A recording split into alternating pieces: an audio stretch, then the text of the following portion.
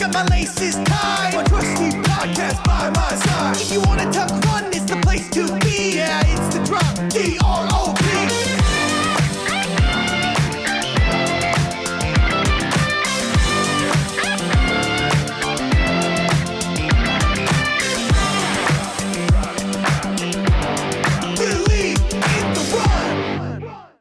Hey, this is Taylor with Believe in the Run. And Reese with Believe in the Run. And Alex with Believe in the Run. Yay! Welcome. Yeah. Well, I mean, I want to give some credit where credit is due. I don't think a Dirt Division podcast would have ever happened without Alex. And if you've been around for a while, you know Alex as one of our like OG female reviewers who, you know, has gone on and done bigger and better things. It's kind of the life of, if you are a female reviewer, apparently, for Believe in the Run, you eventually get picked up by some brand and do things. So watch out, Reese. I guess that we're just on a timeline here. Okay. Good to know. For you, Reese. Yeah. I'm angling for North Face. Okay. It's out there. I'm kidding. I'm totally kidding. We would understand, I guess. Yeah, maybe. It'd be tough. Sorry, keep going. But yeah, Alex, welcome. And this isn't the first, also isn't the last time you'll be with us. But this is fun, having three of us to talk about stuff. And I have a question for you two, just straight off the bat. So last night, I coached some folks who are younger, like 20s. And when I think the hardest thing that there's a theme, I guess. I don't want to give away the answer. There's a theme of what we always end up working on in training for trail running, especially ultras. Everyone wants to get into an ultra for some reason when they're 20. I mean, I did. Don't think it's right. So I guess I did too. So I'm curious if either of you have advice for your younger self when it comes to trail running, ultra running, because I'm just curious if I just happen to find all of the people that struggle with this one particular thing, or, without leading the witness, if you two maybe look back at what you were doing when you were 20 something and you're like, oh, big dummy. So curious. Well, okay. Before we answer that, I think we should all go around and tell what our first ultra race was, I guess. Okay. I mean, I moved out mine we've discussed. Yeah, JFK. I was 20, the day after I turned 20. And I was probably 22, maybe, and did the Golden Gate Dirty 30 outside of, which was far more gnarlier than I ever thought. So I learned some lessons there. What was yours, Alex? I think I was 27 when I did my first trail ultra, and it was the Afton 50K in Minnesota. I still want to do that one.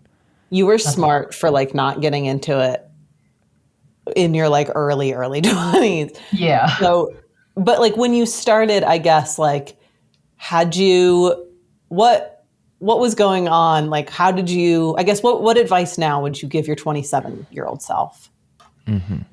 So I kind of made the transition. So through college, I did a lot of half marathons and marathons, and I was just getting destroyed. I wasn't training well either. I was going to class and doing all this stuff. And then on weekends, I'd be like, well, I have to do a long run because I have a marathon coming up. So I would do things like a test run before grandma's. I ran 13 miles the night before grandma's just to see if I could do that. And then I decided, you're so Minnesotan. If that goes okay, yeah, I'll just do it. So I did it. And it's just training like that obviously is not smart. But I think for me, the advice I would give myself is you don't have to do hundreds.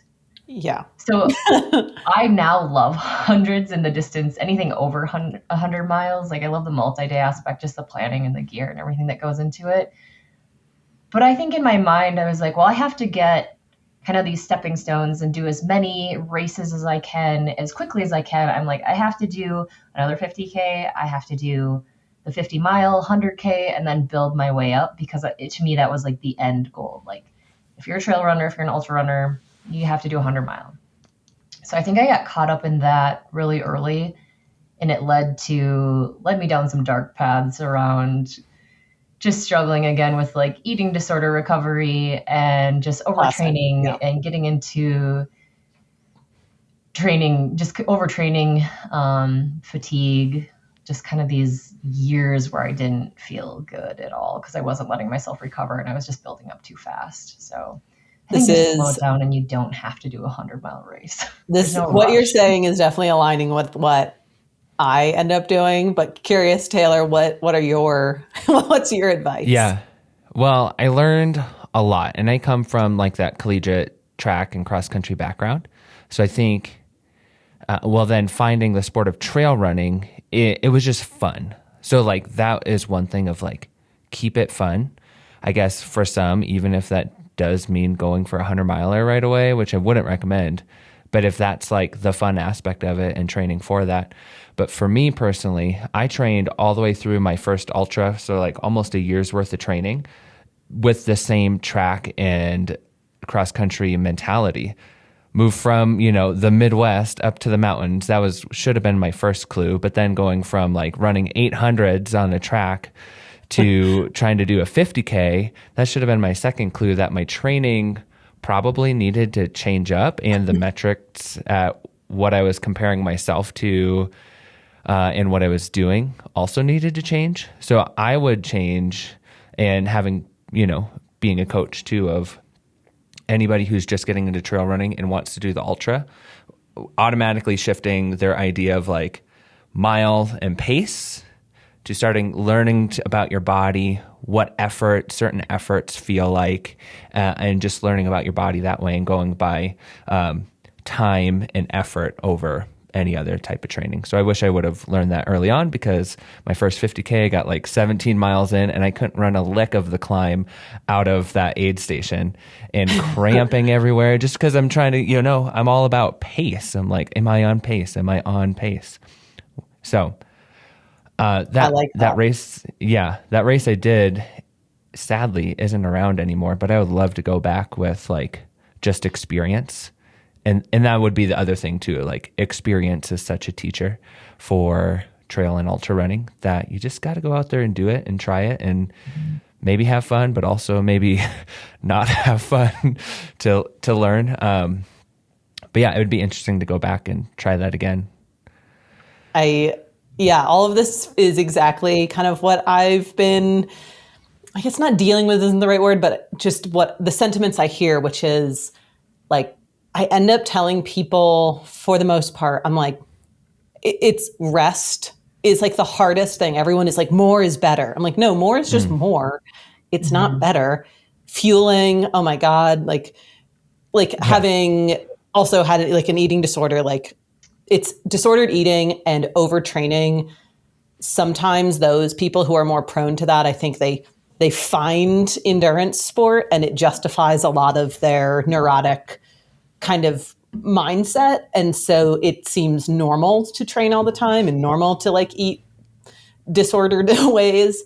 But it's just so interesting where I look back and I was like, oh my God, like I'm a neurotic person, but like we know nothing like weather, injury, stress, like nothing slowed me down in terms of like, I was going to run that day regardless. And now I'm like, oh my God, I can't wait for Monday. It's totally off. Like I'm not doing anything on Monday. And, I look back at, I look at some of these like 20-year-olds that I've coached and I'm like, I don't think I would have also listened to me when I was that age. Like it's hard, but looking, hindsight's 2020, I was like, oh my God, if only you understood the difference between exercising and training. They're so different. And just like it being wintertime in Colorado and like where you are, Alex, I'm like, man, this is like the season to be off if you can. Like, I'm like, I don't want to run when it's snowing. Say less. Yeah. I think fueling too is so important. And I used to pride myself on going for anywhere from a 20 to a 45-mile training run and just like barely drinking any water and bringing no food And I would like, because I had that disordered thinking around food, I would get home and I'd be like, well, I don't want to undo my run, or like, Yes. just like really Oh, bad wow. Yeah. messages, kind of self-talk around that. But I used to think it was so cool because people would be like, wow, you did that whole run without any food. That's so cool. And like badass. I'm like being a complete dumbass about it and like not even considering fueling myself appropriately. Yeah. That led to, I think, a year and 2 years later of just compounding all of that stress. And That's the really thing that I've painful. noticed is like women especially can get away with like underfueling, overtraining for like maybe a year. And then some of these folks will do like, their first 50 or their first big ultra, and then it just like explodes. And I'm like, your body just wasn't ready. Like you were at a tipping point and then you decided to go exercise for 12 hours and then never rest afterward. And then you might pay for a year after Yes. that effort. And like, I think Taylor, what you said, the experience is the teacher. And for me, I'm like, if you hire a coach, you are hiring my stupid experience to be like, please, for the love of anything, don't, Don't make the mistakes I made. Yes. Right. I'm like, oh my God, please don't do this. Your 30-something-year-old self, if you can still run, will love you for resting right now. And I'm one of the people who like, I've loved having a coach from time to time for specific things, but I choose to not because I oddly want to learn myself. And I think that's valuable. But yeah, you're right, Reese, of like, you really are paying for someone else's experience. Obviously, they can help you just with so many things. But yeah, you have a pool of experience that you don't necessarily have to go through. And that automatically gives you such a leg up in terms of just time and effort put into what your goals are. Okay, you guys have been talking about nutrition, and that's actually one of the things I wanted to talk about today. But our overall topic is going to be winter training. And of course, we know that'll be derailed in many ways, which is great. But let's just go into nutrition too. One of the reasons I asked Alex if she could come on today is because not only is she a fellow Minnesotan, all of us have lived somewhere else in our life that had real, true winters.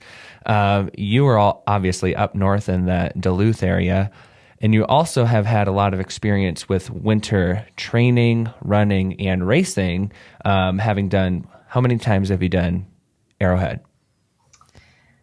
I have tried Arrowhead 3 times and was successful twice. And then I did the Tuscobia 160 as kind of a lead in to Arrowhead to just get used to the gear and just being really messed up in the cold. And can you describe like what those races are and efforts? And I know you're just being humble when saying successful at them. Like, you did really well. Can you describe them and just like your experience that before we get into some of these other topics with winter running? Yeah. So in Minnesota, you have like very limited options for trail running. You either are kind of pushed out onto roads and doing some gravel road running up north or wherever it's accessible, or running on roads. There's some just like little snowshoe loops here and there, but nothing that amounts to much. And then let's be honest, you need snowshoes or skis, really. Yeah. Like skiing's huge in Minnesota. The Nordic skiing is amazing there. But I wasn't really into that at that point. So they have winter races in Minnesota that are just on a groomed snowmobile trail. So the Arrowhead 135 is 135 miles on the Arrowhead Trail. And already disgusting. And you have all these gear requirements. So you're either pulling a sled or wearing a backpack. Some people, you can choose how you want to carry your gear. Basically, you have to have a negative 20-degree rated sleeping bag. You have to have a certain amount of calories and water on you at all times, some emergency, just like a bivy sack, and like specific layers and lights because the snowmobiles are still going. They don't shut down the trails. And then so you pull all that. I used like a bike tube because I tried pulling by my waist because a lot of people use like a waist belt or a waist harness. I would get super sore and my lower back would hurt. So I ended up pulling from my shoulders and I just made a figure eight in a bike tube and put it around. So it was kind of like had some give and it was just comfortable. You could just throw it over whatever. Sweet. But yeah, and then just got a super light sled and a friend custom made a bag for me. Yeah, and then you just put it all in and you can run ski or bike Arrowhead, and you can also do supported versus non-supported. So there are only a couple of aid stations on the course already, and I did one time unsupported, one time supported. That's like one way of saying that gear and nutrition and winter running is not lost on you. Like you have that experience.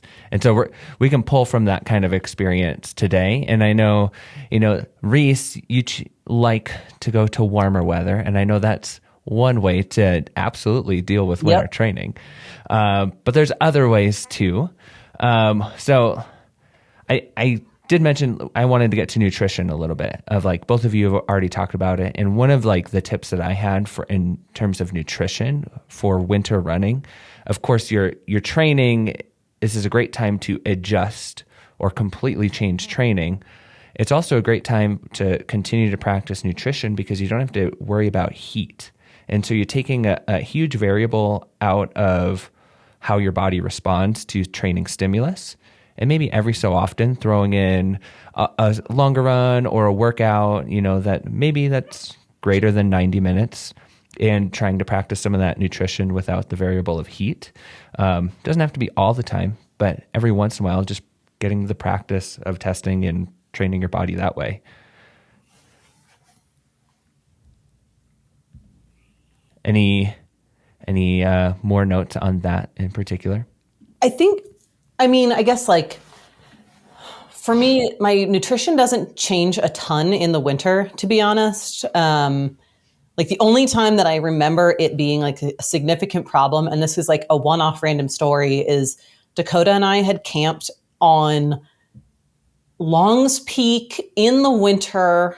Sounds at terrible. Like 11,000 feet, slept through the night. Awful. Probably like one of the worst decisions I've made as like a quote adult. But I remember just we were shivering like hours and hours. And I think it was one of those moments where I was like, oh, like my caloric needs to keep my body warm at this point. Like I simply just existing is very difficult.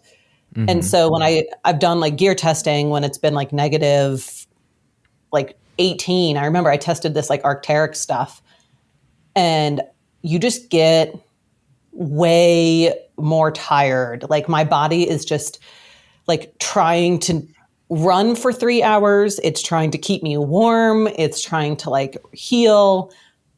And it's just like this weird moment of just like, it wants to exist and keep me healthy. But I'm like, hey, you want to run for 3 hours? Or like, you want to camp at 11,000 feet in the winter? And it's like, not really.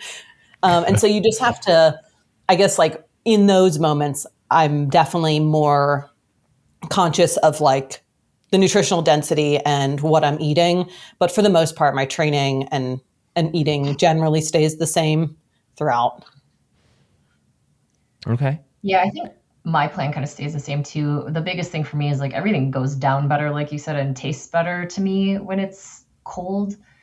I think when I used to do winter running, I used to think that I didn't need as much in the cold, but exactly like Reese said, your body's working really hard, and I feel like a lot of people underestimate that. But yeah, I think my fueling plan, like gels and drink mixes, like taste better when it's cold, and I have fewer GI issues. So I try to keep it consistent with how I train. Yeah.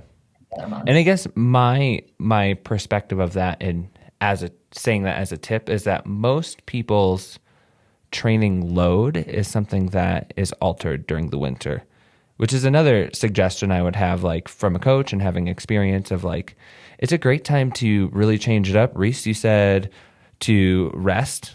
Great time to rest. Take extra time off, especially if like winter running is especially not motivating. It's a great time to do that. Or like focusing on, like for me, I typically, well, currently I'm just coming back to running. So like winter's all about just getting a routine of running down, not doing big miles, not necessarily doing winter workouts.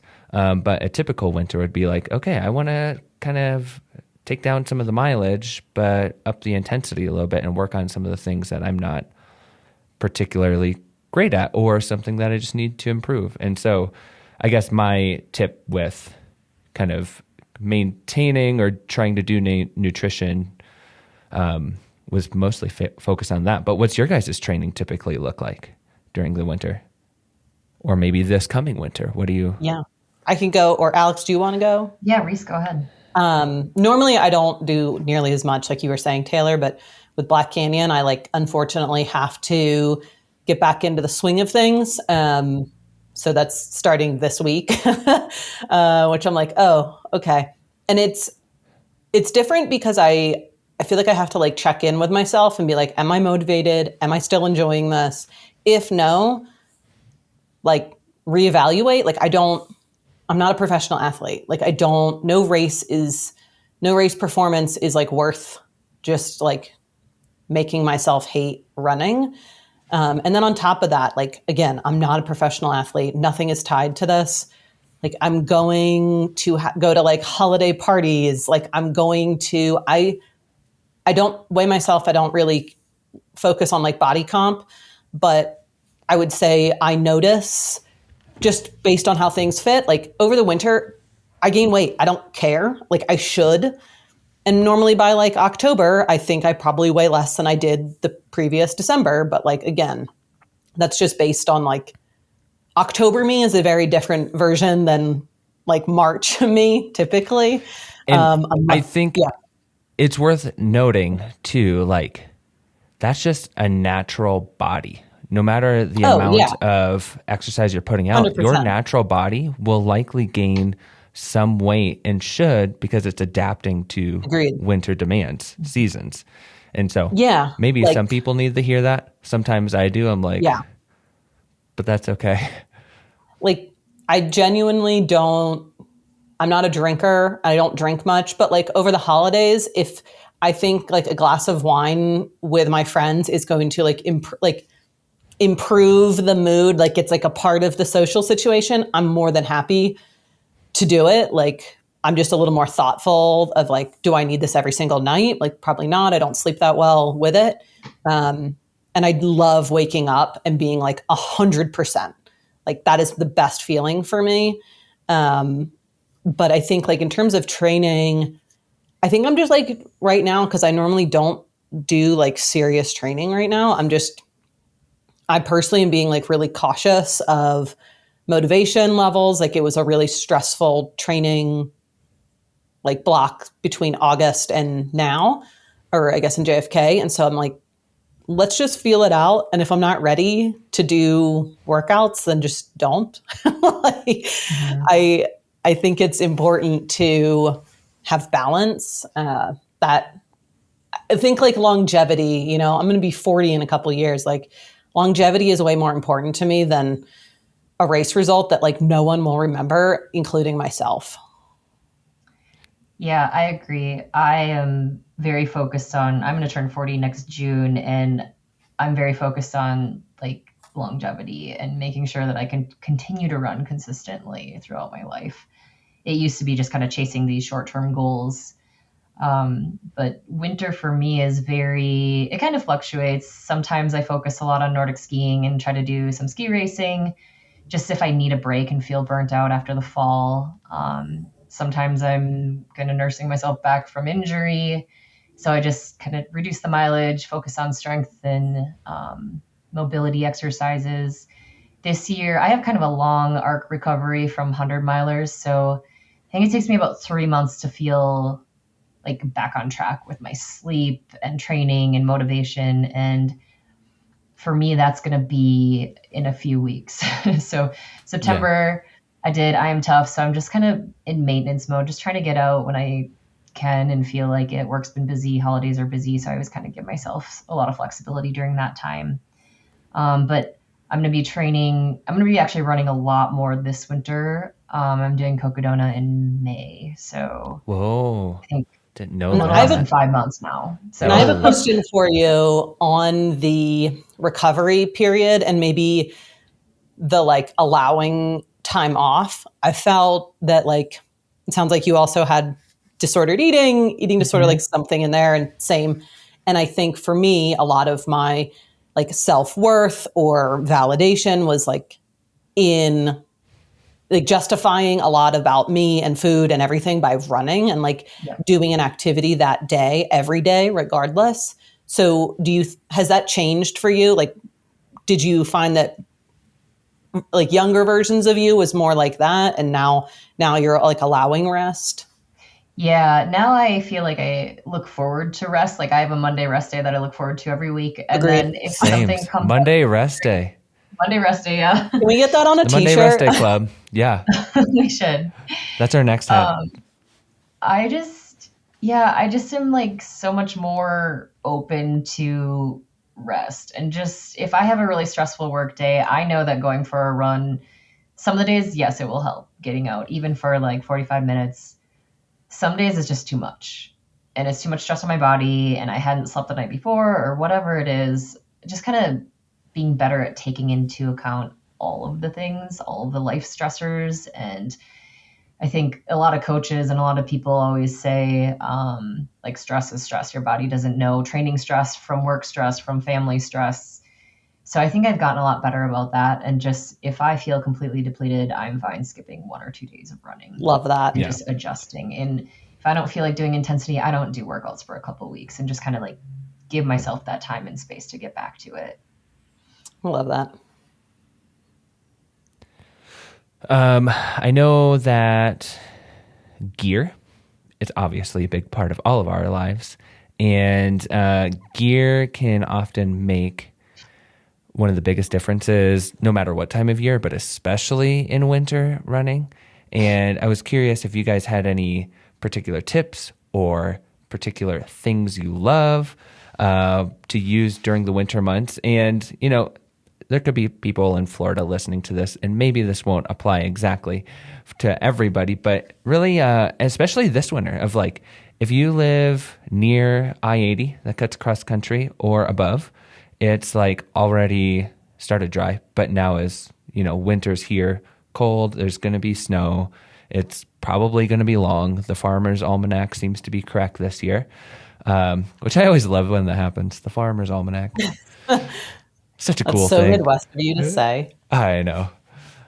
But what are some of the things that you guys use frequently, or tips, or let's just stick on the gear. What are some things you use frequently? This is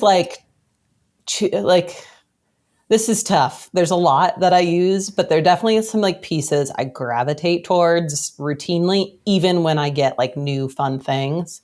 I should say that. She'll come back. Our buddy's gone. She'll come back. I should say that we all live in the Rocky Mountains now. And so, like, we do get extreme cold. You probably It's more 60 than... here. Yeah, anybody gets the wavering big changes all the time. Yeah. I woke up to like gale force winds and 60 degrees at like 5 a.m. So Yeah, I'm still dealing with that too. yeah, I think for me, and I don't even know if they still make it, but the SOAR windproof shirt. Yes. It's when it's like kind of cold, but you don't want a jacket, but it's windy AF. It's awesome. It is like the best shirt, and it's a quarter zip. I love it. Probably one of my favorite pieces. But I think having... I was going to bring up a piece of gear that was similar. Arc'teryx has a version, but it's like the sweater version of what you were just talking about. So there's this like Wooltech SOAR sweatshirt but the front panel is all windproof. And so that was going to be one of like my big gear things of like having some sort of windproof layer. It doesn't always have to be a jacket. Like I use vests all the time because I have that front windproof layer, a little bit of insulation. And that seems to be make the most difference for me. Windproof is clutch, especially like every fall and spring in Colorado, it's just wind season. And if you're anywhere near Wyoming, which like I'm an hour, Yeah. it's just worse. And it just cuts through you. So it's super nice having that. I think I've really found a deep appreciation for Gore-Tex or some kind of waterproof shoes. Oh, okay. Yeah. I wear like waterproof trail shoes on the road after it snows. And I was like, oh, this is so nice. Like my feet aren't totally frozen and awful. So I think that's always been really helpful for me. And then this is super weird, but I like clear lens or rose lens glasses. My eyes are just really sensitive, and I always wear glasses, and even in low light. So in snow, it's really helpful to have something that like changes as either the snow with the white reflects, or because you can get snow blindness up high, but anywhere really. But having like a nice pair of glasses is super helpful. Do you have a specific pair of glasses? I know you wear Sun God often. Is that also the clear lens I wear ones Sun you God. use?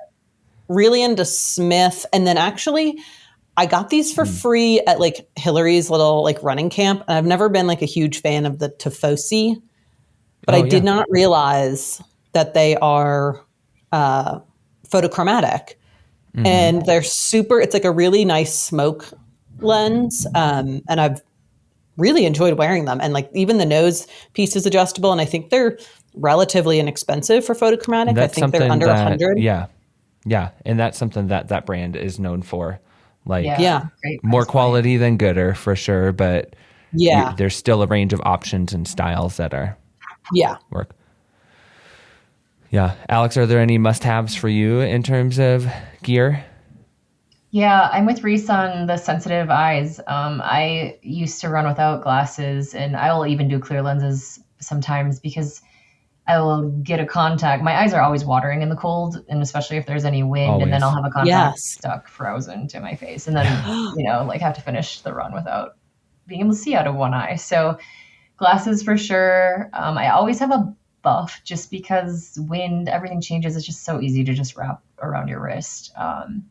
The one thing that I recently discovered that I know has been around a long time is that Alpha Direct fleece. So Nor has the Shag hoodie.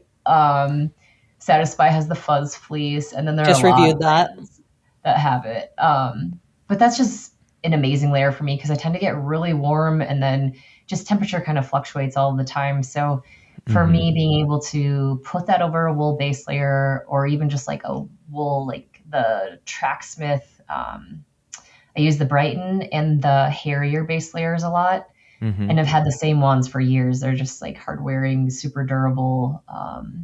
But I'll put that over that wool base layer, and then it just lets enough ventilation happen where I'm not just getting super wet. Because for me, when I get super sweaty, that's when I'm in a bad place. And even with the winter ultras, it's like the number one rule is like, don't get sweaty. Like, adjust your efforts, stop and adjust your layers.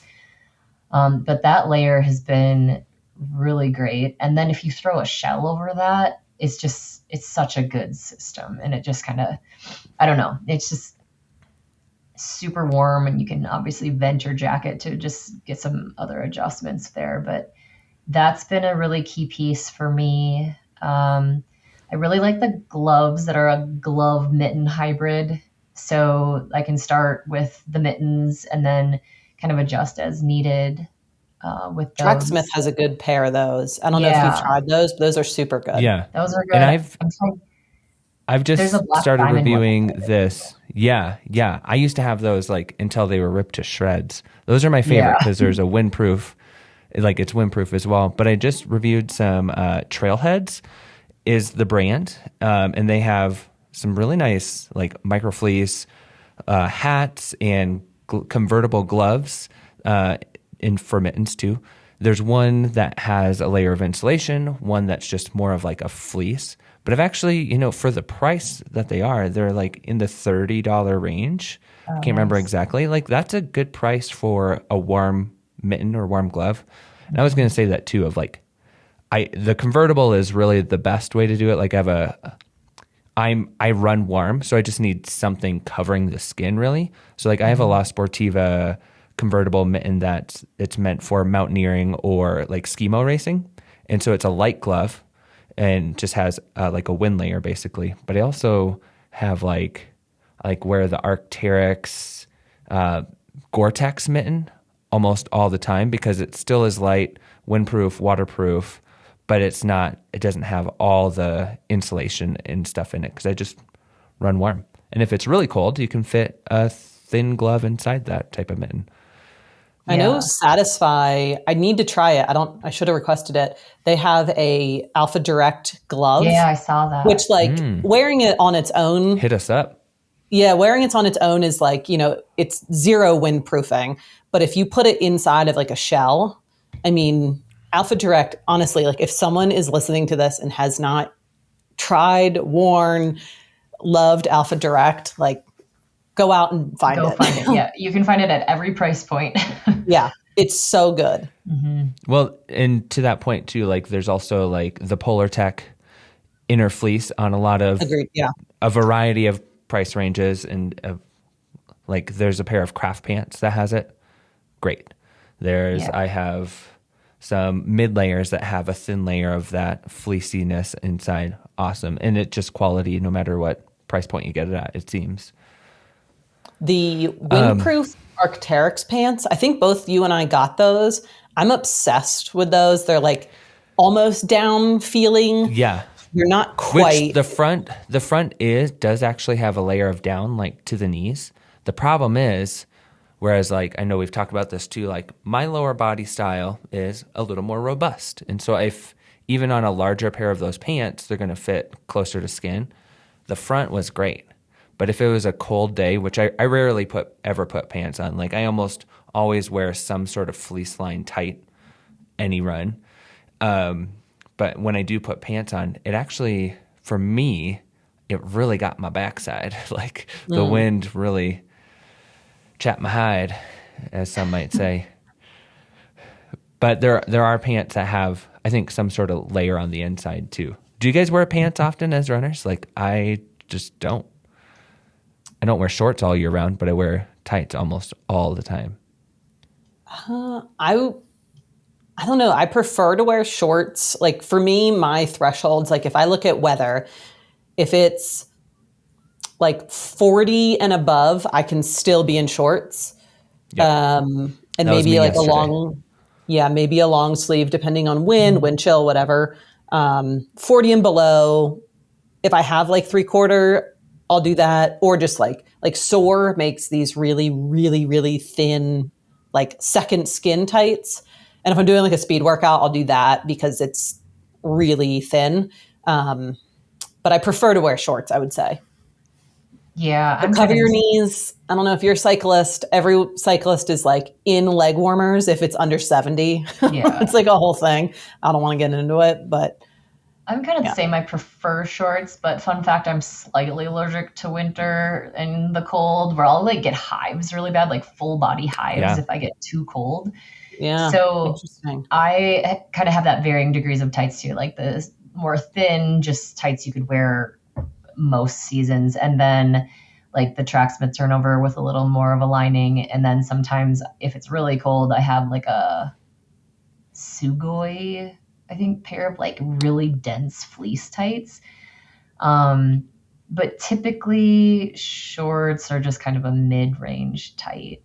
Yeah. Because sometimes I just get so cold, I feel like I can't, like my muscles aren't firing like they should. So if it's windy out, which my personal favorite outfit, and of course, sometimes in Utah and in Colorado, there's like that every once in a while, there's a day in the week that, ends up being really, really nice. My ideal kind of like not summer fit is pair of shorts, a long sleeve, and a thin pair of gloves. So that's like my 40 to 50 degree range. But if it's below that, it takes like, for me personally, again, I run pretty warm. Like if it gets below 20 probably is when I have the tights, of course, but that's when I add a vest, maybe a different type of glove, go toward the mitten rather than a glove, and start focusing on blocking from wind and stuff like that. Those are my personal favorite I'm outfits. not going to lie. If I could choose perfect weather at all times, like I want to be in shorts and a sports bra every time. Like that is my ideal. Like I'm like almost allergic to shirts half the time. I swear. Like I get to this point where if it's like over 45 and I'm in a shirt and I start like sweating, I feel like claustrophobic. I'm like, I got to get out of here. I'm like, I'm freaking out just a little bit. I'm like, get it off of me. I don't know. Maybe I should bring that up with a therapist. You said it earlier. Problem. You're neurotic about things. Yeah, it's okay. But I mean, I get that too. Like that's why I don't often wear pants. Like the limited mobility for me just like personally. Textures and clingy things. Yeah. Yep. But I always size up. Okay. A lot of times, like if Maybe they're supposed to be loose fitting, I'm like, they better be loose fitting. Yep. I want like, so I'm like, I'll go up a size. Like I don't care. I want it like boyfriend baggy pants. Yep. I go up sizes. I wear men's clothes to just have things not touching me and like constricting me. Yes, 100%. I'm with you. The one place I can do it though is a top base layer, and so like we've had in for review paca like alpaca. Oh yeah, I have those. Yeah, those base layers have been really nice in terms of material, but it's also weird for me to have that material that's not more formed to the body, to have a loose base layer if I'm going to put stuff over it. That's the other like, a touchy-feely weird part to me. If there's like a baggy layer on top of a baggy layer, I don't love that. Unless it's like your mid and outer layer. So that base layer, if I'm having more layers, my base layer, I do want that to be closer to skin, for sure. What's your shoe of choice then? You mentioned, Reese, that there's some Gore-Tex shoes. I mean, it's like an old shoe. I don't even know. It was like the North Face Endurance Gore-Tex from like years ago. Oh, okay. Ooh, and I only wear it. Will come out. Yeah. Yeah, I only wear it the a Alta few Mesa times. version. So I only wear it a few times a year. So, I mean, it's still in like really great condition. It hasn't snowed here enough for me to use the Arc'teryx Nivalis. It's still over there. But that one I'm actually really excited about because it's a bootie. There's no laces, which like in the winter, very nice. Like you can just pull something that's internal. Because I like going like up to Estes or hiking, and I don't necessarily want like big, bulky hiking boots. I want my trail runners because I'll probably end up running part of it just to stay warm. Those are Gore-Tex? Yeah. Okay. If I wasn't connected to this mic, they're over here. They're like bright neon colored. They're super rad. But it's just like one solid upper booty construction out of like Gore-Tex, which I'm like here for that. Nice. Yeah. Yeah. I don't usually switch shoes. I don't usually run in Gore-Tex just because my feet get really hot and I end up with a situation of very wet feet in there. But I'll just kind of adjust my socks as needed. So things like Arrowhead, if you're going down to like -20, I'll put like a big wool mountaineering sock in my running shoe and just get a half size bigger. That's worked really well for me. For just everyday runs, I run in, again, just kind of whatever's working at the time. So I'm running in the North Face Active Endurance, the normal Chirac right now. And then I have like 3 pairs of the Hoka Speed Goat 4, which the Hoka Speed Goat Is that your all-time favorite shoe? Rest in peace. No, the Evo was my favorite. But the 4 is probably the closest. So I've been running in those and just really enjoying that. And then if I need traction, I'll just throw on my micro spikes. Yeah. And to that point, there's a couple of shoes that because I live in, rural area and the gravel road just gets all packed down, doesn't always get sun, so it doesn't melt out, just gets icy. I've used the Norda 001 G plus spike, which means like graphene that has a graphene inner layer, which is, essentially waterproof. But then they have these small carbide spikes on the bottom. Oh, that would be cool. Yeah, those are Yeah, nice. and so and I would really like to get in the 001A version of them with the softer foam and the spike, which would be probably a phenomenal, because that foam is less, it's more resilient to temperature changes than the Vibram foam that was in it. And then a couple years ago, I just kind of reached out to Nick, the co-founder of Norda, and was like, hey, like it would be great to have the 002 spike, which they never made, but they made some for the Canadian ski team, like the Olympic ski team, I think. And he sent me a pair too of something like being able, with the softer surfaces, I can get away with feeling really good in a lower to the ground shoe for longer. Mm-hmm. And so I actually really like that, something with traction, a little lower to the ground. And what else? Oh, the Salomon S-Lab Genesis with the Gore-Tex booty, the winter version of it. I think it's the spine. Phenomenal. I like being dry. Yeah, those carbide studs are amazing. When I lived in Minnesota, the bike path would get super icy, and we would buy, because you can buy them because bikers use them in their tires all the time. So we bought like a little container of them and put them out, and it was just completely game changing. It was so nice. And it wasn't enough to need obviously a micro spike, but it was just perfect. Just kind of ended up being that tacky traction. And there are some brands, like we just looked at the North Face Off Trail Ultra, where they have specific areas already mapped out on the outsole to drill your screws in. Or if you purchase those secondary, they often come with like a map of where you should put them. You can also do sheet metal screws. I've done that. I think that's a pretty common Minnesotan thing. Of like those kind of things work. Though. You have to have the right traction. You have to have like enough there. You have to have the right size lug too. So anything with a slightly bigger, deeper lug. Mm-hmm. Man, I could talk about this all day. One more thing before we have to go. I'm going to cut us off. How do you keep your water from freezing? I don't. You're out there. I've tried it so many times. I've put like a pack underneath my jacket, and like the hose is where you screw up. Just don't bring a hose if it's like under 30.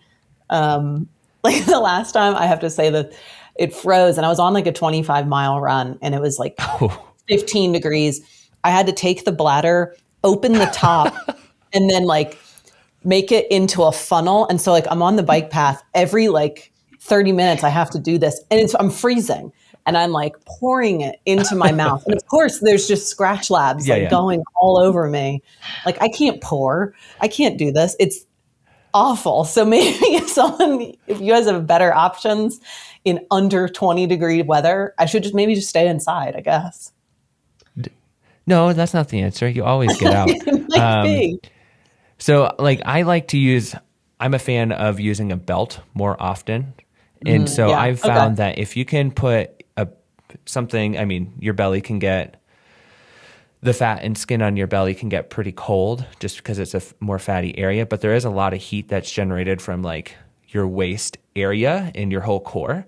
And so I use a belt and a soft flask, and just making sure it's under at least 1 or 2 layers. And so a lot of times just put my base layer over top of it, and that's always solved it. What about you, Alex? You're really the expert on this. Yeah, I do something very similar where my lower back is always kind of sweaty and warm. So as long as it's protected from the wind, and make sure you like blow any water back out of that little nozzle. I'll do that. That's worked pretty well. If it gets super, super cold, or I'm out there for like a couple of days, I will wear like a vest and keep flasks like right next to my body, either or on my back or even in front, because I'll have so many other insulating or like wind blocking layers. And then just like for Arrowhead, you use the those growler size jugs for water. And then we wrap it in insulation that you just go get at Home Depot, that like silver bubble wrap looking insulation. And then I put that in my sleeping bag for like, but that's like when you're out there for a couple of days. And I will not be doing that. Far too much. I will be at my house in a bathtub. It's hot. There's also a waist pack. So Nordic skiing, first of all, for layers and all sorts of stuff, because they have the wind blocking and then the vents in the back. Nordic ski clothing has been great for winter, but also they make a waist belt that's basically a little bladder, kind of reshaped just as a little rectangle with a hose. And if you run that up your back and kind of under your armpit and through your jacket, it'll stay really warm. And it's also an insulated tube, and you can add more to it. Good to know. But it's super nice. And for me, that doesn't freeze. As long as I, again, like blow everything back out of that hose so that anything that's might be exposed to colder temps isn't just sitting there. But yeah, it's like Coxa, I think COXA. Okay. That's been a really good one. I've also, this will be my last point, and then we got to skip out I gotta here. go. But I have used old wool socks and put my soft flask in there inside my belt. I've also, to your point of ski clothes, to mimic like the wind brief or anything, just throw a buff wherever you need it. Read into that, men especially. Again, that's my hottest tip. Make ski underwear that has that built in, Taylor. I'm just too cheap. Craft, send me some undies.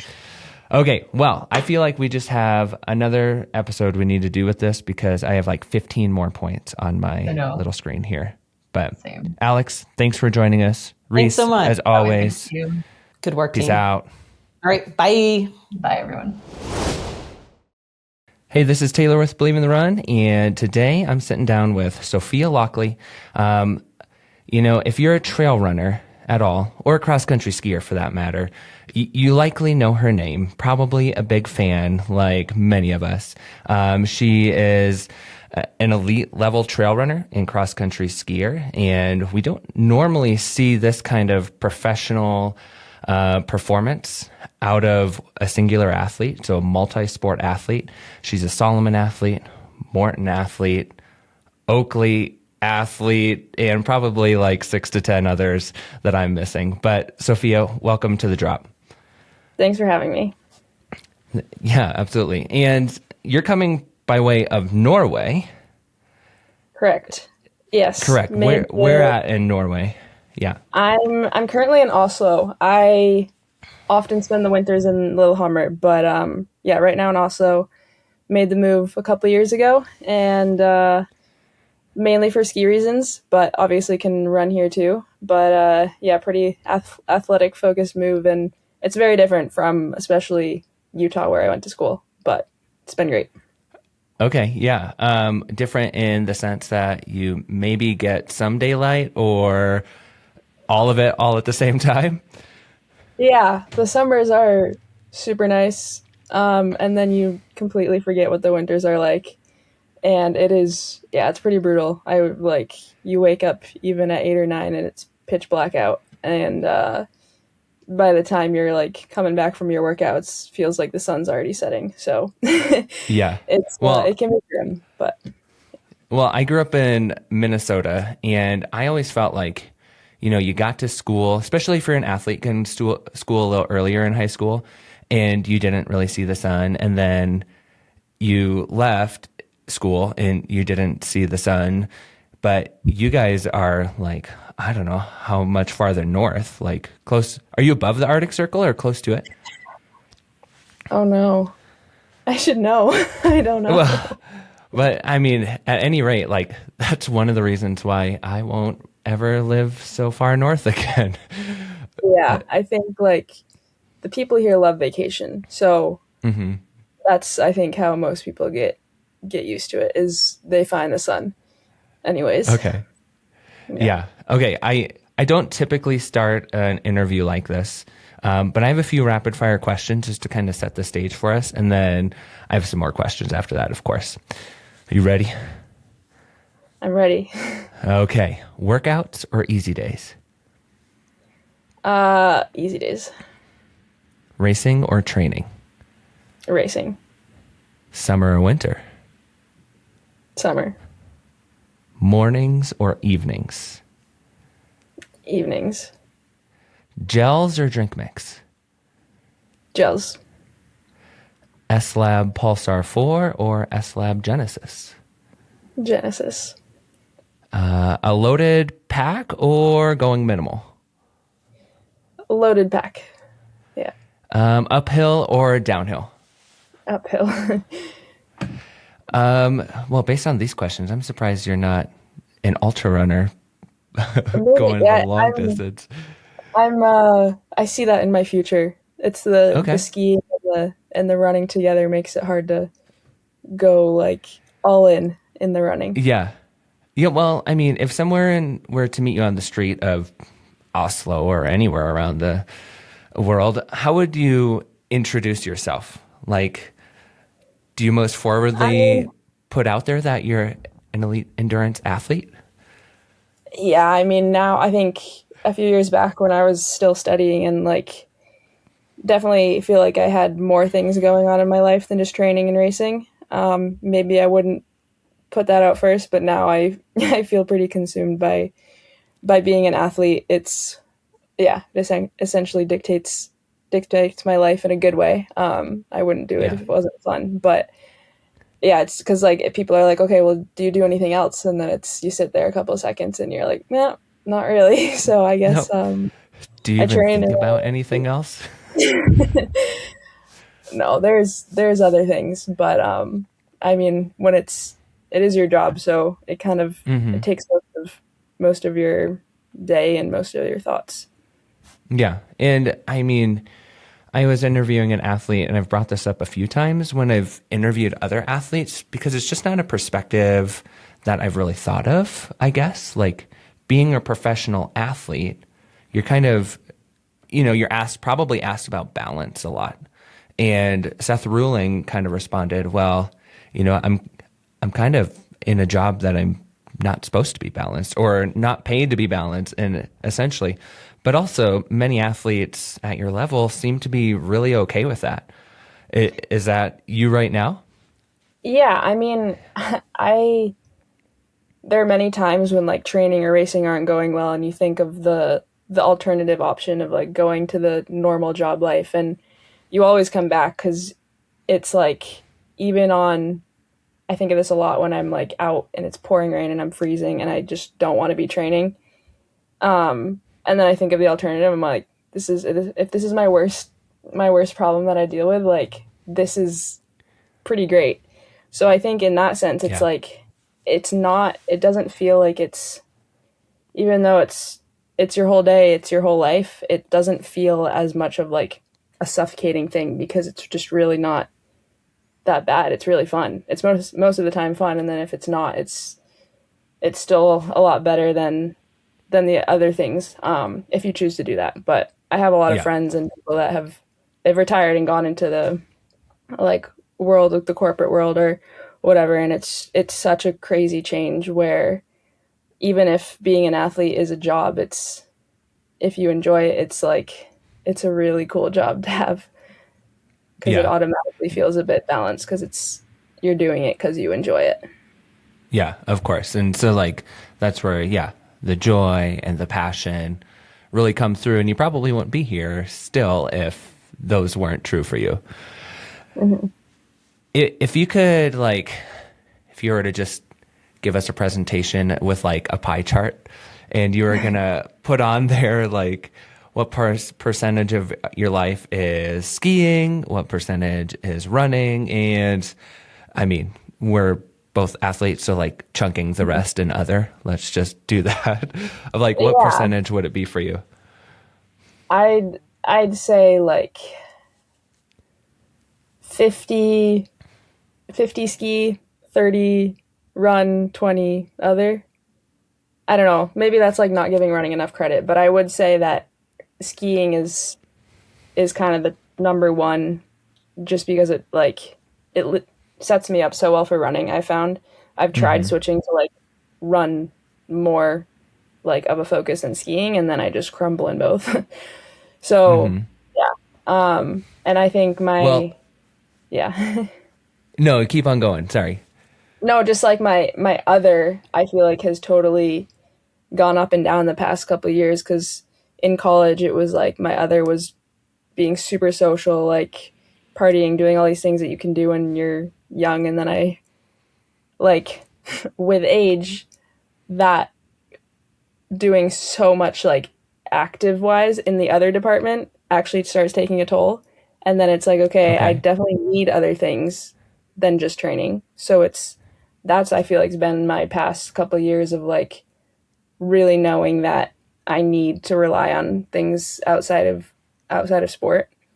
But they can't be super demanding, because then it's really hard to balance.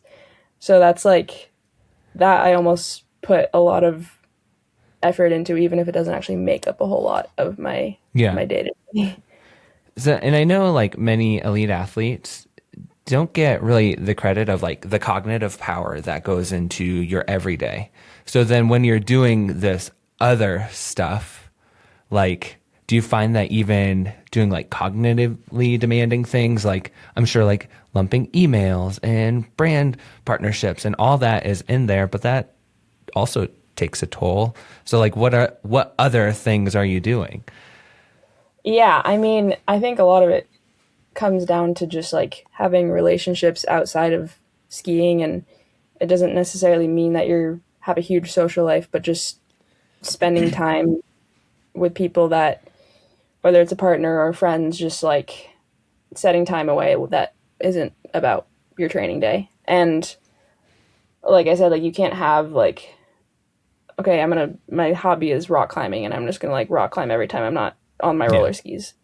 Maybe some people can do that. I can't, but I think like I've found it's super fun to spend a lot of time cooking like fancy dinners because I have the time for that. So like cooking is like an easy but also somewhat time consuming task. So it like takes up quite a bit of the day. I started studying again because I missed that part of like you said, like the cognitive, like I feel like I've just stopped using my brain, and I didn't like that feeling of not using it beyond like, I don't know, planning training hours and responding to some emails. So I started like this flexible online MBA, but I found that like it's so flexible that it takes so much, like there's no deadlines or anything. So I'm like, I just find myself not doing it, even though I was like, oh, I need something that's not like training to focus on. So I think what is your MBA in, if you don't mind me asking? It's just a business MBA. Okay. What was your undergrad? Economics. Okay. Well, economics and business. You can kind of do anything. That's the goal, is like, you never know. Like, I want to be a skier and a runner for a really long time, but I also want to have some plan whenever I'm done. And I mean, I think just having skills that you learn in certain studies too can like, they totally apply to being an athlete, and you are a business when you're an athlete. So it's like, yeah, I don't know. I think just finding some other stimulus besides training, and then determining if you felt good or bad that day, and then just like waiting until the next session. Like for me, I really need something else that I can fall back on. So when you're cooking, are you cooking traditional Norwegian meals? Or are you going all around the world with your taste? It's funny. I live with my boyfriend who's Norwegian in Norway, and we kind of alternate because he likes to cook too, but he's definitely like the traditional and like perfects his like handful of meals, and I am like, I don't think I've made one thing twice. I just like I'm putting grapes on tacos and just like, I don't know, putting Ooh, just kind of, it is taco night. I might have to try that. true. But yeah, I don't have a like cuisine, or I really just like making new things, and definitely making things that I don't like, things that I miss in the US that don't, like Mexican food is non-existent in Norway. And so I'm not really very good at making authentic Mexican food, but just kind of all over the place. all over. And then, like, I hope this isn't too personal, but your boyfriend is also a skier, right? Yes. Yeah. And so, what would be like your? Is he someone who is kind of along the same lines as you of like when not training, trying to figure out something else to do? So it's like, what does date night look like for you guys? Or Yeah. vacations, I guess. Yeah. We've become like, of course, very homebody people. I think, especially It's the hard. best. Yeah. It is. And it's just like inevitable, I guess, when you start living with someone. But I think it's hard. I'm now realizing like, okay, I'm in competition season 12 months of the year, which means that like you can't just, oh, the season's done, let's go to Mexico. And which we get that in, like it's a lot of fun going out together. And I think just as now I've been in like a not so successful period in my career where I'm a little bit more locked in trying to just get back, meaning that I think, yeah, in turn, we're both less spontaneous and training is definitely like we're both training each day, but we don't train together because I mean, yeah, it can become too much, of course. Yeah. But I think like he now honestly like actually helps a lot with my training, and I've found that like surprising that I've enjoyed that element of like involvement with someone you're together with. Yeah. Because yeah, you want that there to be a separation.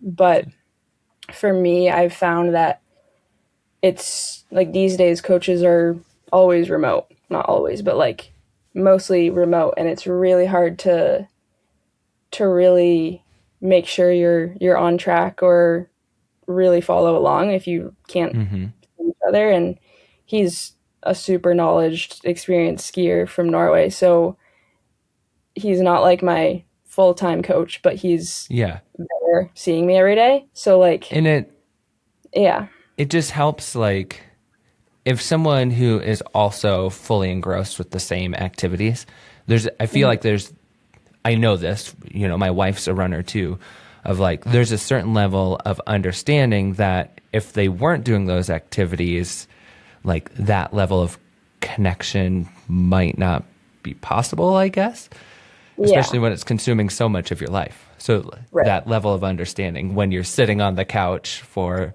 after another tired day of workouts, and there's an understanding. No, I think like when things are going well,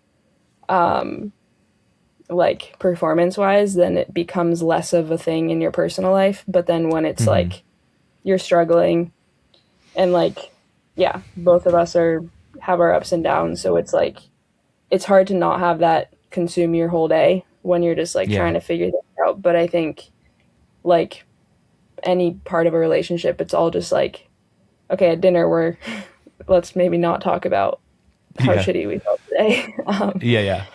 But it's also not like a bad thing to of course, be able to talk it whenever you want. I mean, who has been skiing longer?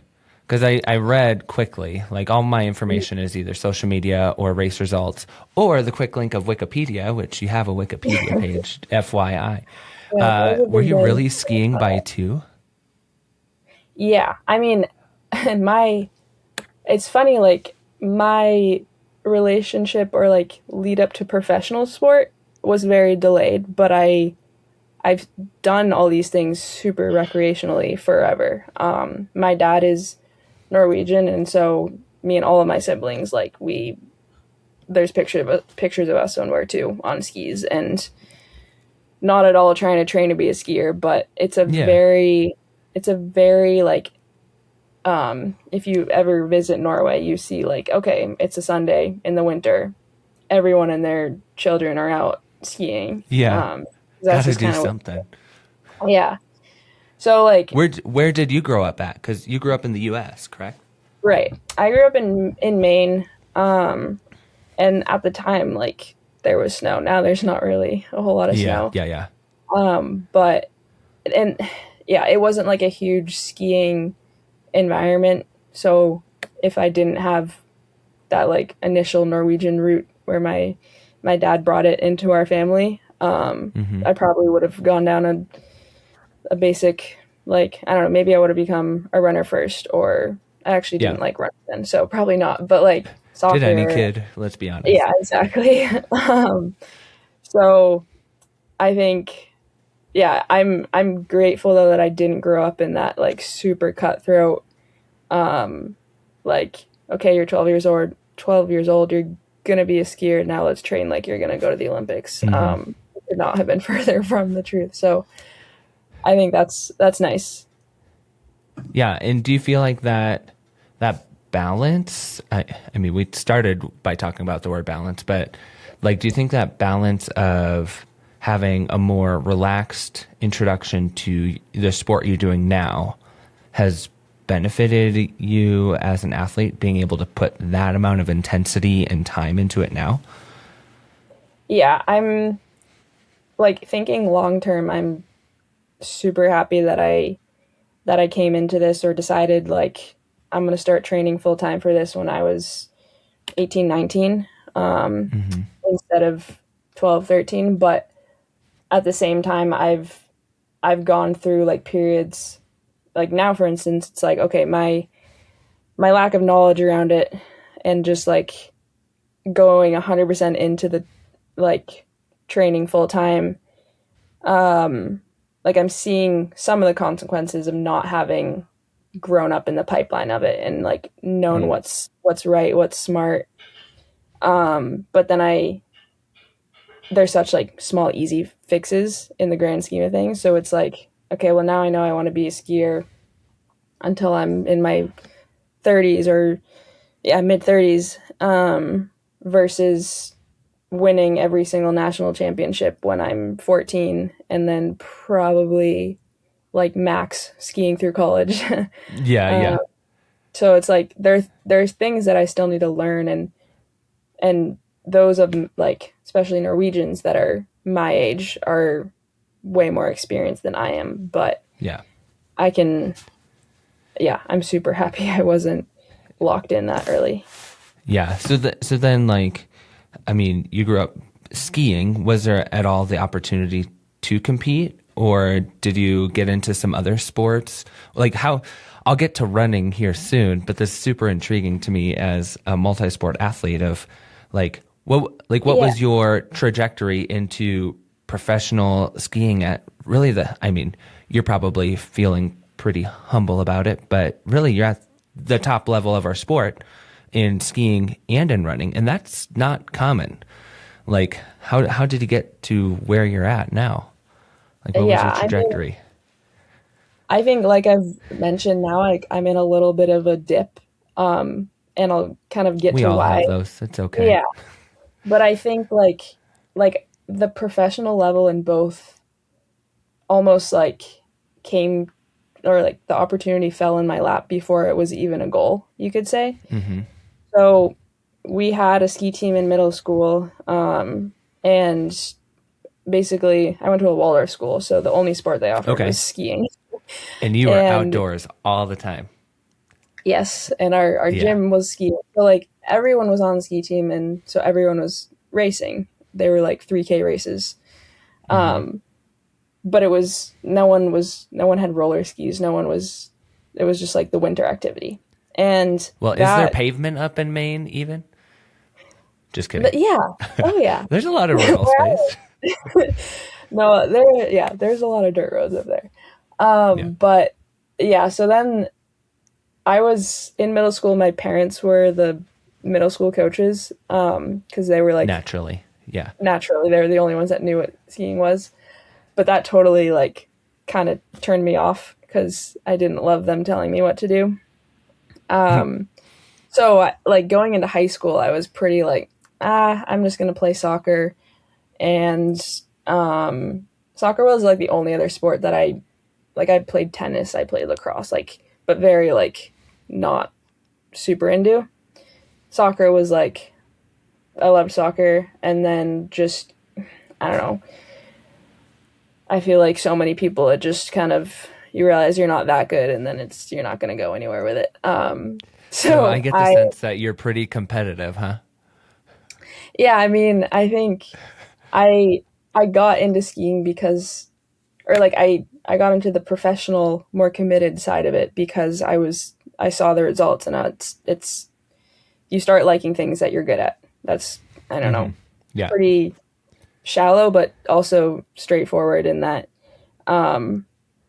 I like through high I mean, it's school. validating, right? Of like, it's not just validating physically, but mentally, emotionally. Like, aren't we all into things, or ideally into things that we feel built up and are potentially good at? Like, you know, there's Yeah. always a spectrum, but yeah. And like for me, like it's it's like fun when you're good at it, but it's also, what's more fun is like when you put the effort in and then see the result from that. And so I just saw that way more clearly in skiing. And there were early in my, I say career, as like a fifth grader, it wasn't a career, but like I was automatically better than the other fifth graders because they had never touched skis before. But Yeah. then by sixth grade, everyone thought it was cool and fun and tried. And then I was the one getting beat by everyone because I just like was like, I don't need to try. And then that, as like a 12-year-old, I was like, this sucks. So then I started putting in the effort and then getting better. And I think that was like the hook of like, oh, when you try and you get better, that's pretty fun. But yeah, even in high school, like it was very season based, like didn't really train in the summer, but was, skied all the races in high school. And then by the end of, even in like my freshman, sophomore And you year. weren't going to run during the summer? No. No, I don't remember what I was doing. I was not training in the summer. Yeah. I mean, I as was not. kids should. Yeah. I'm all No, for, exactly. like, I'm a former coach as well. So it's Okay. like, I'm all for kids being active, but they also need to be kids. Yeah. No shade thrown there. Yeah. No, but I think like it wasn't really until my junior, senior year that I even considered that maybe I would ski in college. Because I was mostly like pretty school oriented and all about grades and going to a good school. So then, but then like there's plenty of schools in the US that have a ski team. So it was like, I might as well keep doing this because I want to. And I can also go to school at the same time. So, and then like from here, my trajectory was I just got better and better the more I trained. And that led to first junior world championships and then like a World Cup start here and a World Cup start there. And then it was like, I guess my junior year of college was the Olympics. And that was like, I remember like thinking of the year before the Olympics, I was like, this is crazy that now I'm trying to qualify when last year I didn't even like, I had to remember that it was an Olympic year. So like all these opportunities were like coming to me, and that was when the motivation was growing to commit to it more and more. And so then when I was graduating college, it was like, yeah, obviously I'm going to keep doing this, and go all in. And, I guess where running comes into that was, like an opportunity that came to me, and then was exposed to it, which then led to motivation and commitment to it. But it wasn't like seeking it out, which now I see like I've taken a lot of things for granted in that like, oh, I've just been good enough to get these opportunities. And then now I'm like reaping a bit of the consequences of becoming pretty complacent in that I don't think I've like been super smart in my training or about balancing both sports because I've just been like, I can do everything. And so now it's Well, like, I mean, to be fair, like hindsight is 2020, right? Exactly. And we're often our biggest critic. But there's very few people who are doing multiple sports at the same level, even in your down years, which is insane. And so, like, I know you're not on the podium as often, or even like racing as often as, you know, maybe just a couple years ago. And a lot of this was onset by some injuries or plague of injury. Is that more of like the truth behind it? I mean, I really only had one injury from crashing biking, but that like kind of was Oh the gosh, domino I effect wasn't aware of that. Put your bikes Yeah. away, kids. No, I bike one time a year at the Salomon running camp, and we were going on like legit roads.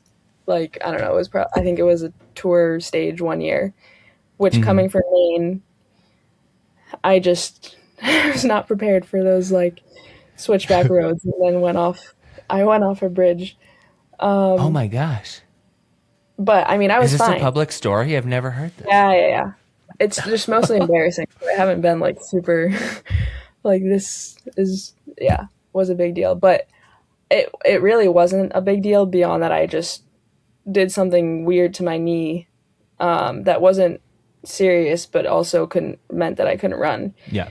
So then Were you the type like me that like I had an injury, started showing up in February, and I just kept running on it, and then it took like an intense effort of 50 miles to then put me out for 4 months? Is that kind of your mentality too? I didn't take care of myself at the end of the day. No, I didn't. I mean, for me, it was physically, I could not run. Like, it hurt so bad. But I could. It's cleaner. Okay. Yeah, but I could roller ski. So then I was just like overcompensating. I was like, it's fine. Like, I'll just get super fit roller skiing. So then I like kind of overtrained myself in that way, which meant that this trickle down effect of my body was stressed from injury, and then I was trying to train so much to make sure that I could still run in the summer.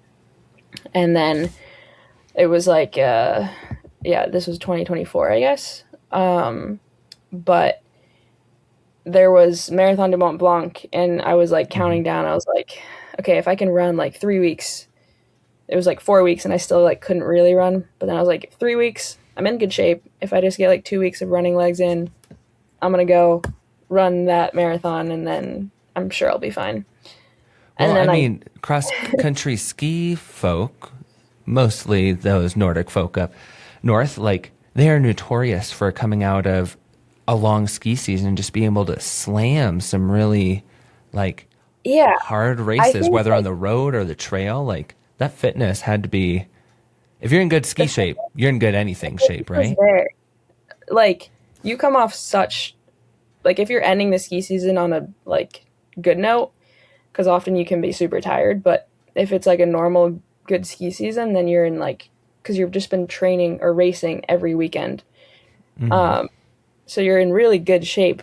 But for me, I just noticed that my muscles were like, I ran one downhill, and then when we had to start going up again, I was like, oh my God, there they are. Yeah. So I think, I don't know how other skiers do it. Like for me, like that winter, I didn't run at all in the winter. So I think some skiers are better at getting in at least some miles, like not a ton, but just like having that muscle memory means the transition is a lot easier. Well, fellow Norwegian transplant may have heard of him, Kilian Jornet. He might not run for months, and so it seems like a practice that's worth getting into, or at least mixing it up. But how are you feeling now, currently?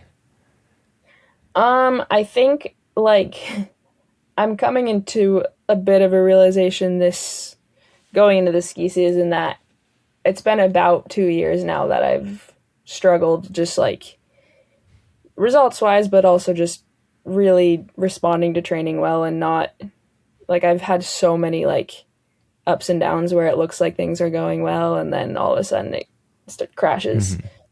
And I've had now another like crash in that, or like right after things were going super well. And after a certain point, you just get sick of that like roller coaster. And so, like looking back on the past couple of years, like, okay, I've clearly been tired, and the most I've ever done is take a week off of training, and then I feel pretty good on that on day 8. So then I just go back 100% instead of like, okay, now I'm better, but let me like maybe slowly get into it again. Well, I mean, a couple things tell me that, like, if you were a soccer player, if you were a cross-country skier so young, a Waldorf school, and motivated for education, you need stimulus. So 8 days of nothing is not giving you stimulus. No. Okay.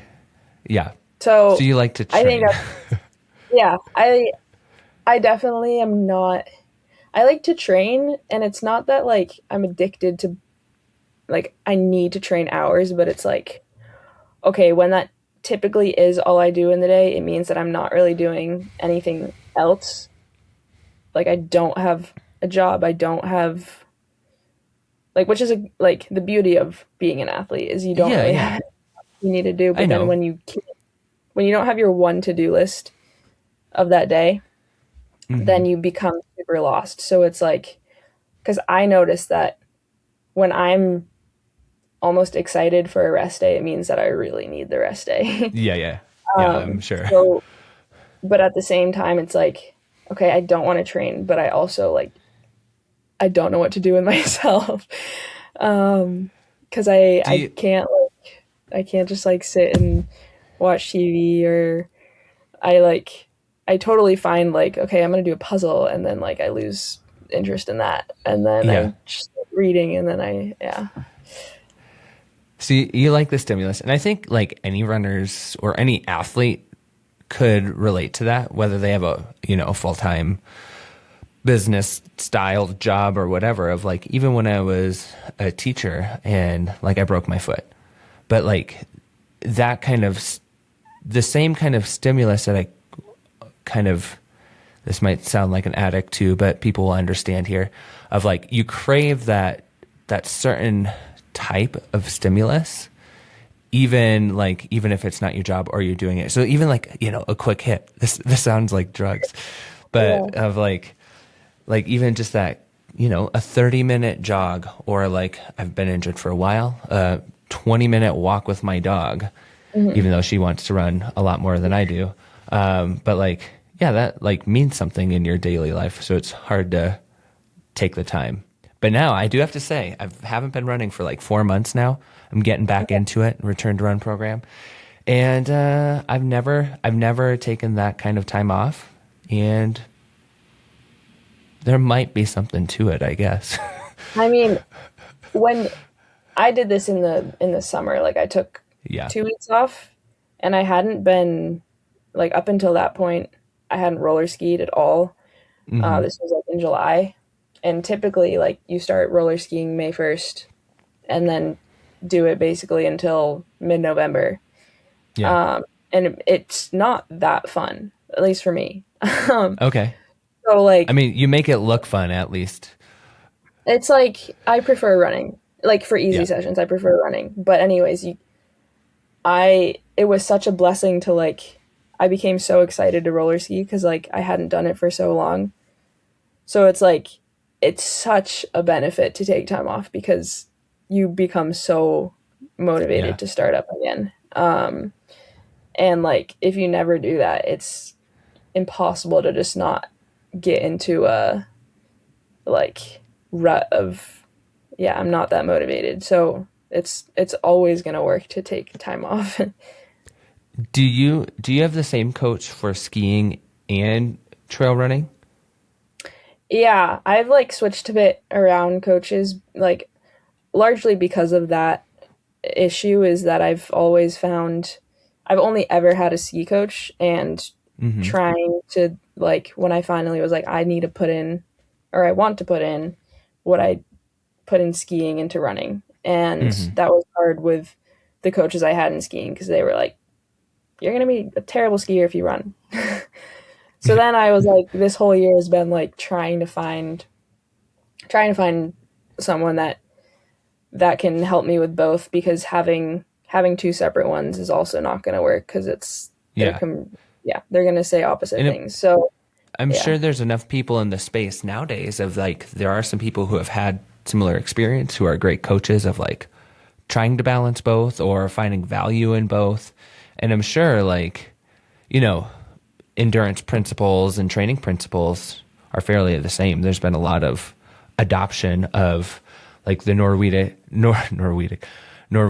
or Nordic styles of cross-country skiing, bringing that into running itself, not necessarily trail running, but that mentality.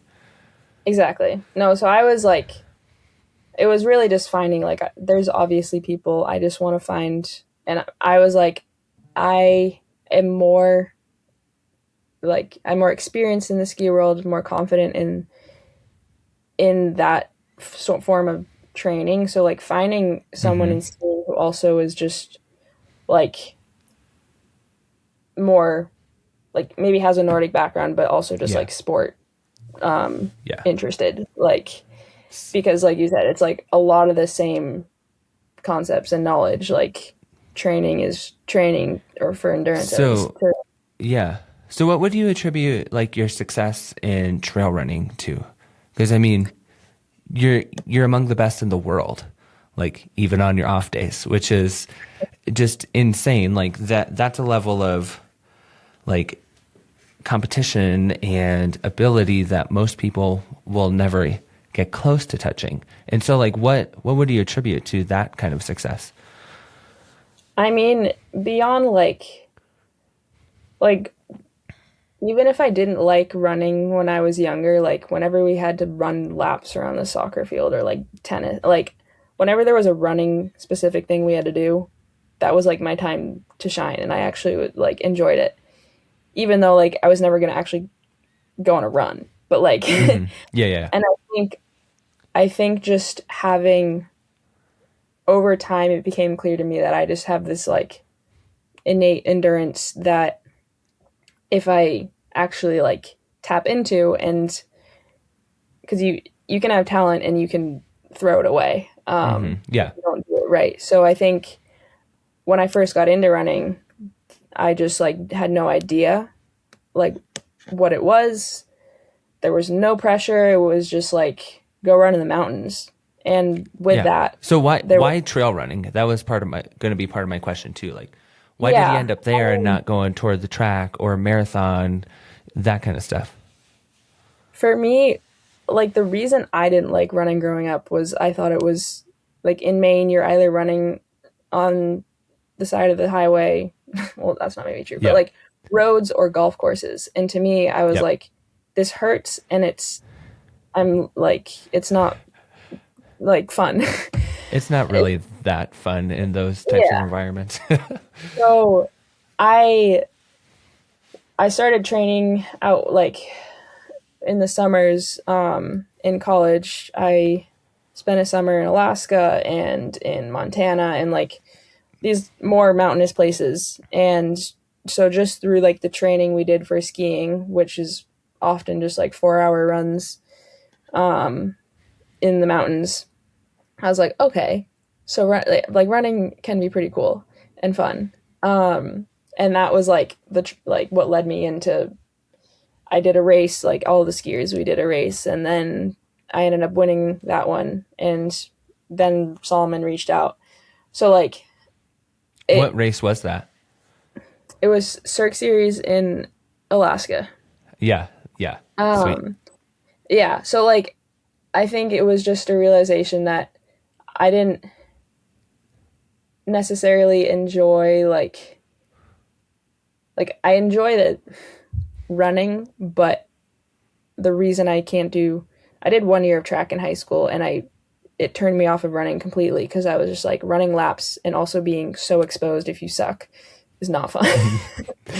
Like everyone can see that you're being lapped or whatever. So I was just like, I don't know why people choose to do this.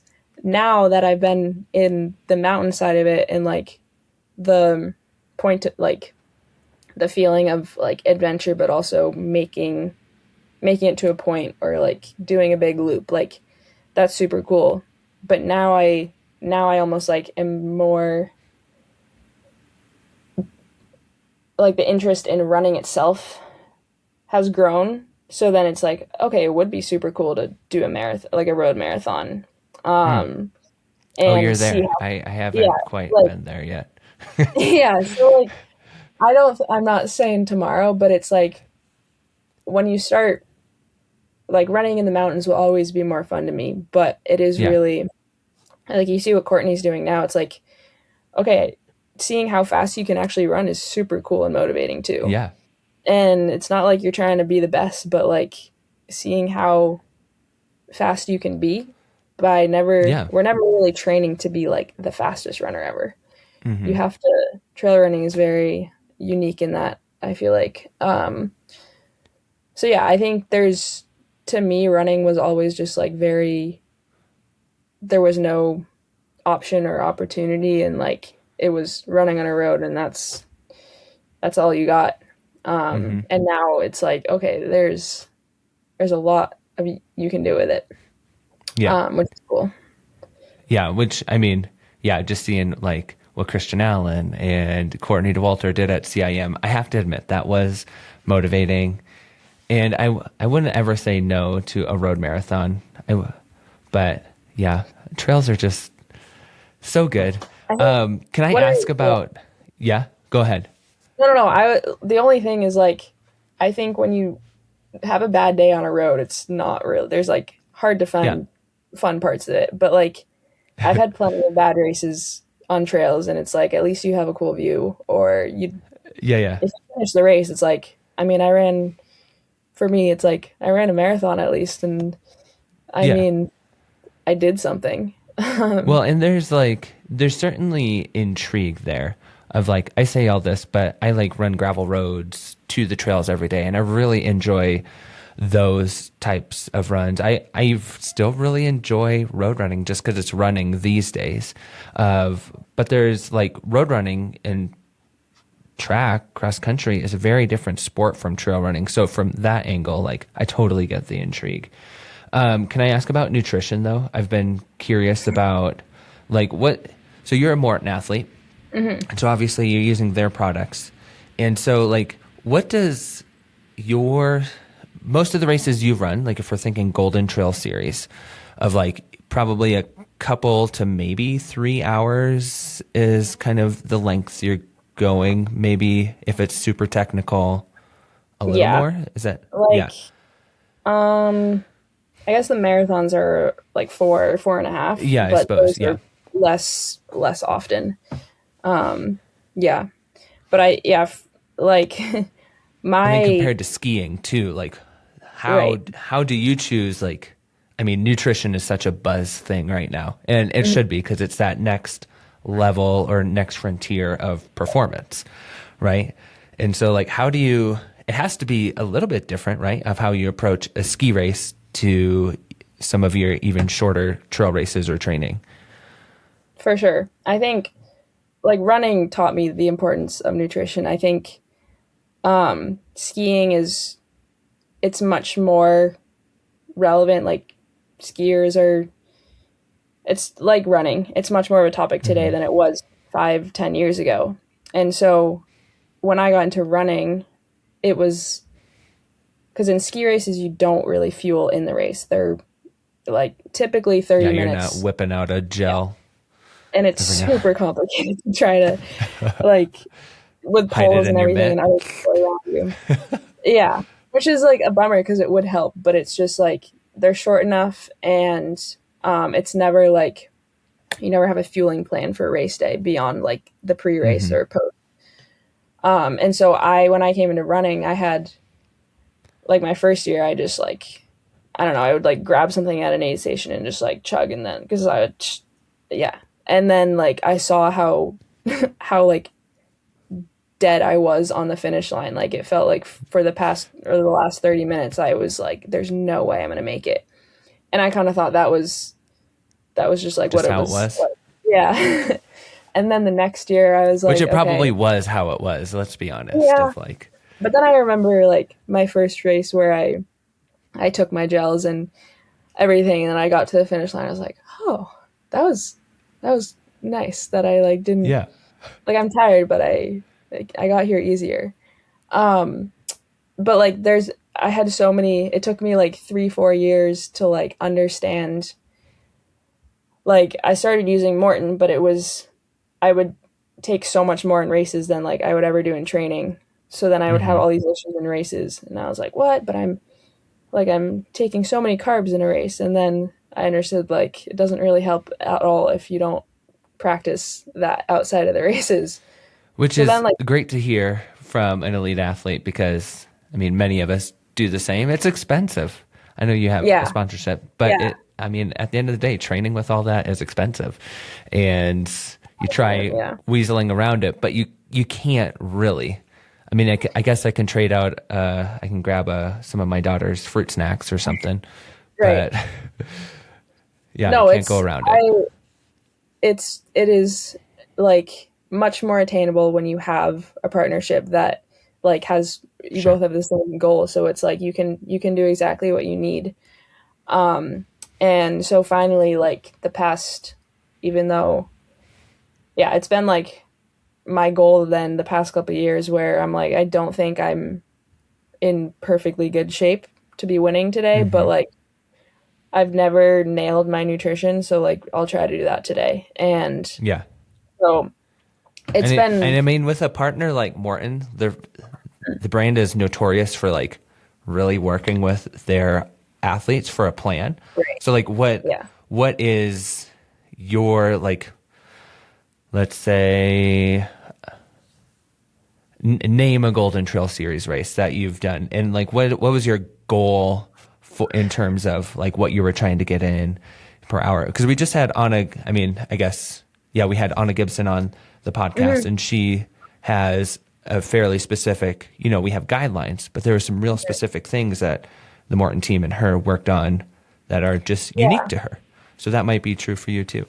Yeah, what's cool with like there's so much like personal about like your body too and how it uses carbs, and so that's what's cool with Maurten. And I'm sure other brands can do the same, but like where you do Sure. testing to actually see how many carbs you use. So because like it doesn't help to take 150 carbs if your body just like can't use that.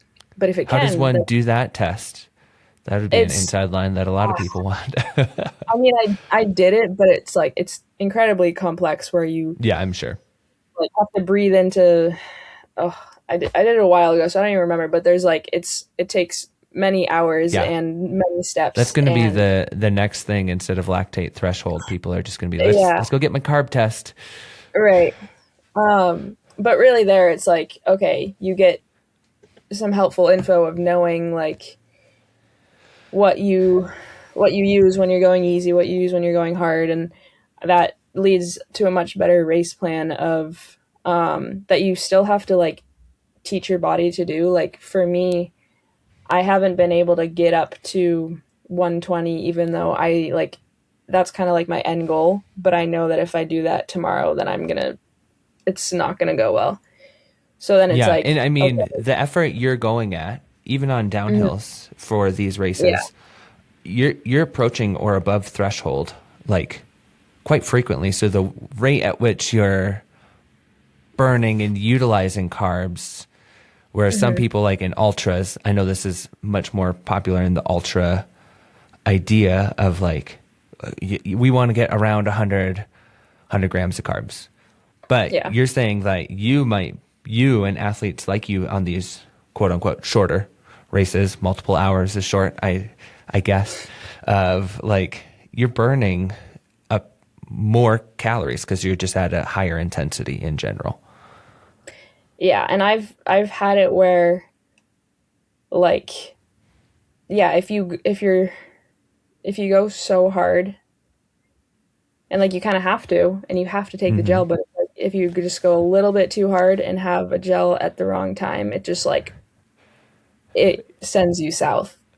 Just So like, I mean, yeah, if you're like, there's different strategies to it. So would you say you're every 30 minutes?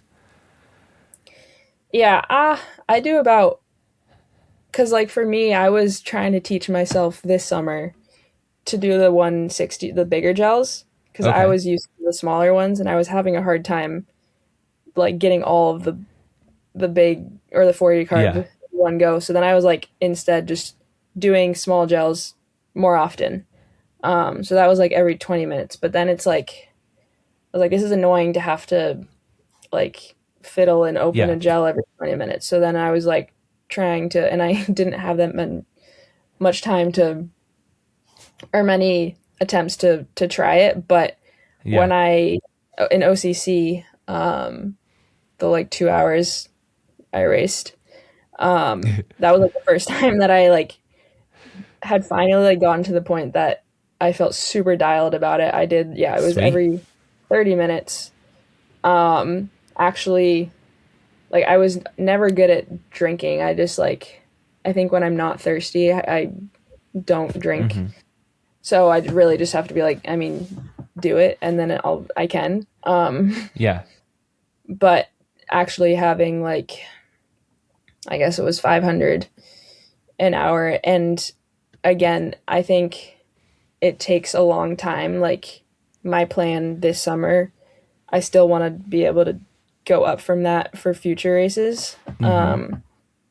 But it's really, being able to find, like for me, minimum, I want to have 90 an hour.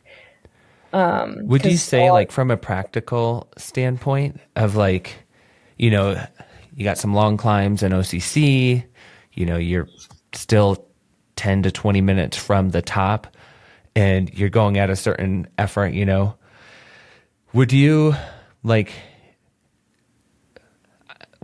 take the gel at the time, or would you kind of like wait to the top in the downhill to do it? Like, I do what's plan that strategy look like?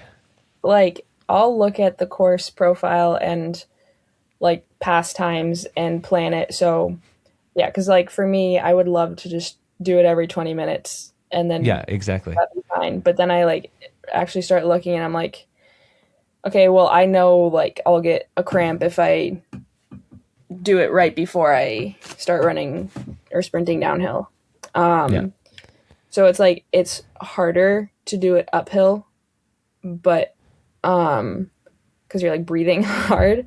Yeah. But for me, it's like, okay, I want to like eat as little as possible on downhills. Cause like, I'm not confident on downhills and I don't want to have to like try to deal with opening something. Or and getting sticky. Drinking. That's another thing. I don't like being sticky while I'm running. So it totally is like there might be an hour. If I have like 90 an hour, it's like, okay, really, I'm doing 90 in 30 minutes because I want to do everything before this point in the race. Course profiles. Check them out. I want to be able to just talk like, I mean, obviously you're in ski season right now. And trail season will be here before we know it. There's starting to be like, you know, even UTMB series races pop up in January, February in Asia or in the Southern Hemisphere, that kind of stuff.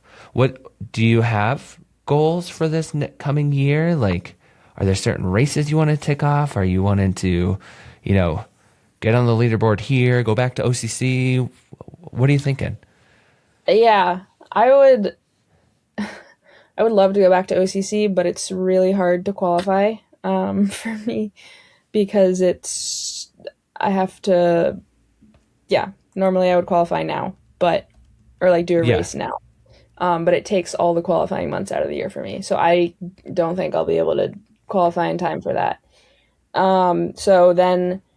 Because when does ski season end? When for you? End of March. Okay.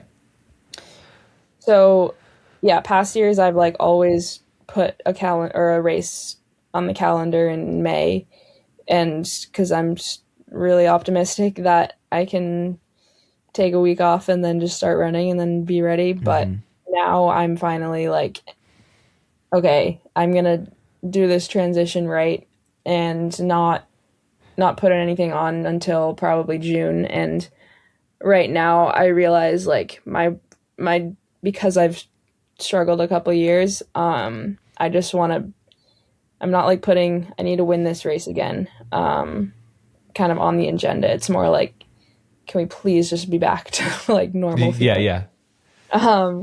And Well, I feel like, think- I feel like that as a parent sometimes. I'm sure it's that way as an athlete of like, wow, there's been a long stretch where I just feel like a poor parent. But what is really true is probably, everybody feels this way and everybody goes through these motions. Yeah. Do you think part of it is that you get kind of hyper focused on, our own lives. We all do. Like, Yeah. I think we all we think everyone else cares way more.